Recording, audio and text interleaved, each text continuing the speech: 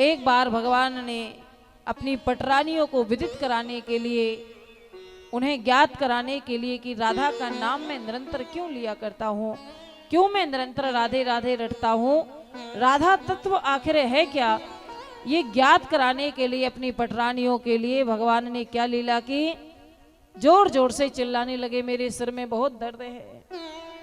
और सर दर्द ठीक कैसे होगा, किसी भक्त की यदि चरण धूली लग जाए तो उसके लगाने से सर का दर्द ठीक हो जाएगा, झंडू बाम से नहीं।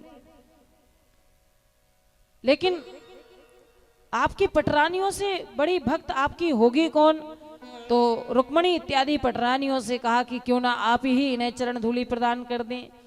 तो पटरानियां कहने लगी नारद जी से हाथ जोड़ करके, महाराज क्यों हमें आप व्यर्थ में ही नरक में डालना चाहते हैं, अगर हम अपनी चरण धूली भगवान को प्रदान करेंगे, उनके मस्तिष्क पर धारण करेंगे, उनके सिर पर लगाएंगे, तो हमें तो निश्चित रूप से नरक में जाना पड़ेगा, इसलिए आप तो कहीं और जाकर के चरण धूली ले आए।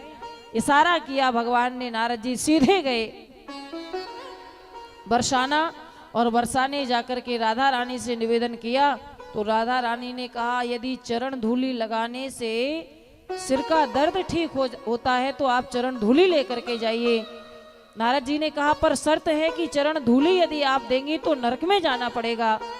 राधा रानी ने कहा आप तो एक जन्म में नरक में जाने की बात करते हैं, अगर मेरी चरण धूली लगाने से मेरे प्रभु के सिर का दर्द ठीक होता है तो मैं तो 100 जन्मों तक भी, हजार हजार जन्मों तक भी नरक में रहने के लिए तैयार हूं। ऐसा दिव्य प्रेम।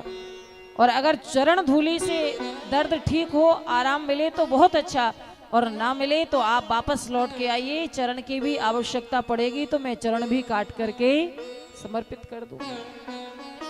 ऐसा प्रेम राधा रानी का।